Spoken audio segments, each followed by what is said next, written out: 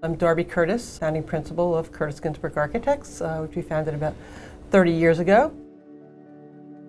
Mark and I had this shared mission of designing for sustainability and enhancing communities, and we're really excited by the fact that we've been able to grow and enhance that over the last 30 years. One of the things about New York is you see people around who are not as well off or comfortable as you are, and you realize how important housing is. For kids who are going to school, having a place they can come home that is comfortable to do homework, and during the pandemic hopefully has Wi-Fi and is comfortable to do all work, but it really becomes a critical factor in allowing people to live meaningful, healthy lives. So this is Park Avenue Green, which is currently the largest affordable passive house in North America. Passive house was developed in Northern Europe about 30 years ago. You need much less heat in the winter and much less cooling in the summer. My name is Abdullah Durad. I work for Omni New York LLC.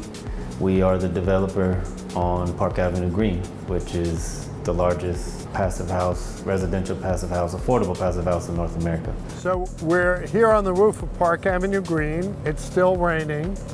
And as you can see up here are the photovoltaic panels that provide about 25% of the electricity for the building. Behind me are the condenser units for the VRFs that heat and cool the buildings. They're very energy efficient, which is why we use them for our passive house buildings. Affordability is not just about what you pay for rent, but what your transportation costs are, what your utilities costs are. All of that is included in that. And for the passive house model, the idea is that you move people into an energy efficient building. They will pay less in their utility costs, or the owner will also pay less on his utility side as well. My name is Diana FIGEROLLA. I'm at 2980 Park Avenue, corner of 153rd. These are my grandkids who live with me. That's Jonathan, that's Jeremy, Jaylene, and that's my sister Noemi. I've lived here for about 2 years. What I love about it is how spacious it is. It's very open. We have a great view. We could see Yankee Stadium from here. We could see the bridges from here. And what I like is how it's quiet. We have good neighbors, and it's very clean. It's very clean here. The biggest thing is convincing, affordable housing developers to go to passive house standards and to build sustainably is really looking at the long-term energy savings. Typically, they're going to own these buildings for a long time. And so small energy savings multiplied by 30 and 40 years become a major difference in the profitability of the building. My name is Samantha Magistro. I'm a principal of Bronx Pro. I'm an affordable housing developer in New York City, primarily in the Bronx. And I work closely with C&G, Curtis & Ginsberg, to design beautiful and sustainable affordable housing projects in New York. This is 1080 Washington Street.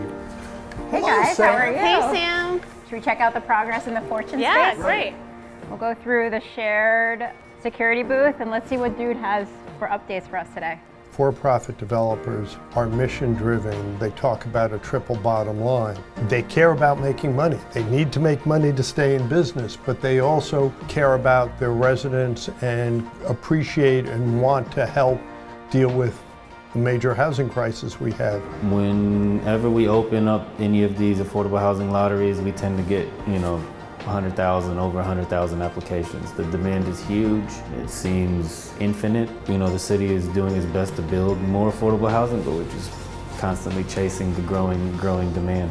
It's very affordable. My husband's the only one who works, but with his income and the other incomes that come in, because I have custody of my grandkids, it has allowed us to move here. So it has allowed us to give them a better way of life. When I was in school and I did affordable housing as a thesis, I was the only one doing that. Now there are a lot of people coming out of school who are very interested in housing and sustainability, and we're very excited to hopefully help solve the issue.